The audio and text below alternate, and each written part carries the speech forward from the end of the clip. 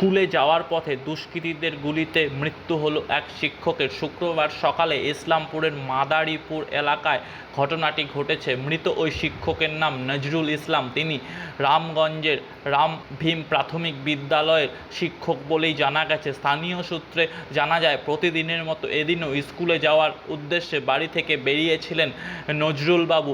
মাদারীপুর এলাকায় পৌঁছাতেই তাকে লক্ষ্য করে খুব কাছ থেকে গুলি চালানো হয় বলে অভিযোগ। গুলিবিদ্ধ হয়ে তিনি রাস্তায় লুটিয়ে পড়লে স্থানীয়রা দ্রুত তাকে উদ্ধার করে ইসলামপুর মহকুমা হাসপাতালে নিয়ে যান। হাসপাতাল সূত্রে জানা গেছে, শিক্ষকের শারীরিক অবস্থা অবনতি এবং আশঙ্কাজনক হওয়ায় প্রাথমিক চিকিৎসার পর তাকে শিলিগুড়ি মেডিকেল কলেজ এবং হাসপাতালে স্থানান্তরিত করা হলে রাস্তায় ওই শিক্ষকের মৃত্যু হয়। এদিকে এই ঘটনাস্থলে পৌঁছায় বিশাল পুলিশ বাহিনী। তবে কী কারণে তার উপরে এই প্রাণঘাতী হামলা চালানো হলো এবং এই ঘটনার পিছনে কারা জড়িত তা খতিয়ে দেখা হচ্ছে। গোটা ঘটনাকে ঘিরে ব্যাপক চাঞ্চল্য সৃষ্টি হয়েছে। না, আমার সঙ্গে কারো শত্রু মানে, ওনার সঙ্গে কারো শত্রু মানে আমার সঙ্গে। ও আমাকে বললো আজকে হাফ স্কুল আছে, 9টায় ছেড়ে দেবো, তুমি তাড়াতাড়ি আমাকে খাবার দাও। আমি বলছি ঠিক আছে, আমি খাবারটা দিচ্ছি। হ্যাঁ, তুমি আসবা আবার কখন? বলছে আমি স্কুল করে ওরা যাবে সেন্সাস ডিউটিতে, বাকি মাস্টাররা আমাকে ওখানে থাকতে হবে। আমি বলছি ঠিক আছে, তাহলে তুমি আর বাড়ি আসবা তো? বলছে কি এখন আমি বাড়ি আসবো না, ওদিক দিয়ে আমি গ্রামের বাড়ি যাব। তারপরে যাওয়ার সঙ্গে সঙ্গে 10 মিনিটের মধ্যে আমাকে খবর করে বলছে ওখানকার আশেপাশের লোক, আমি আননোন ফোন নাম্বার উঠাইছি, বলছে যে উনি গুলি করে দিয়েছে, উনাকে আপনার লোককে গুলি করে দিয়েছে।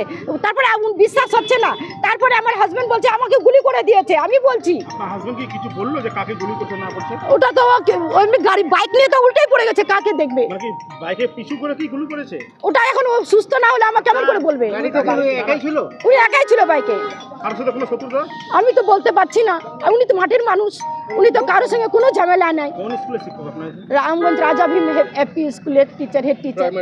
হ্যাঁ, রামগঞ্জ রাজা ভীম স্কুলের রাজা ভীম স্কুলের হেড টিচার। ঠিক আছে, উনি স্কুল যাচ্ছিলেন, আমাদেরকে ফোন আসে আপনার কাকাকে মাদারীপুরে গুলি করে দেওয়া হয়েছে। আমরা যতক্ষণে ওখানে পৌঁছাই ততক্ষণে অ্যাম্বুলেন্স এখানে মানে কাকা এখানে পৌঁছে গেছেন, হসপিটালে পৌঁছে গেছেন। এখন ওনাকে নিউটিয়াতে নিয়ে গেছে, শিলিগুড়ি হাসপাতালে নিয়ে গেছে প্রাইভেটে। আমরা তো এত কিছু জানি না, কিন্তু উনি তো একজন শিক্ষিত লোক, উনি টিচার। কোনো কারোর সাথে কোনো শত্রুতা নেই, কোনো পলিটিক্সের সঙ্গে যুক্ত নেই। উনি একজন টিচার, শিক্ষিত লোক, ওনার সাথে কারো কোনো দুশ্মনী হবে? কেন মারতে পারে কি মনে হয়? কেন মারতে পারে স্যার? কেন মারতে পারে এটা তো কোনো কারণ না স্যার, মানে বুঝতে পারছি না ওনাকে কেন গুলি করা হলো। ওনার তো কারোর সাথে কোনো শত্রুতা নেই। ওটা শ্রীকৃষ্ণপুরে কোন জায়গাটায়? মাদারীপুরে। আমাদেরকে ফোন আসছিল কি মাদারীপুরে আপনার কাকাকে গুলি করে দেওয়া হয়েছে। না, শ্রীকৃষ্ণপুর পার করে খগবস্তি গ্রামটা আছে, ওইখানটাই বলে হয়েছিল, ওই পেট্রোল পাম্পের পাশে। এখন ওনাকে শিলিগুড়ি নিয়ে গেছে। কি নাম আপনার? আমার কাকার নাম নজরুল ইসলাম। নজরুল ইসলাম। উনি কোন স্কুলের শিক্ষক? কোন স্কুলের? রামগঞ্জে। না, না, রামগঞ্জ রাজা ভীম স্কুলের হেড টিচার উনি।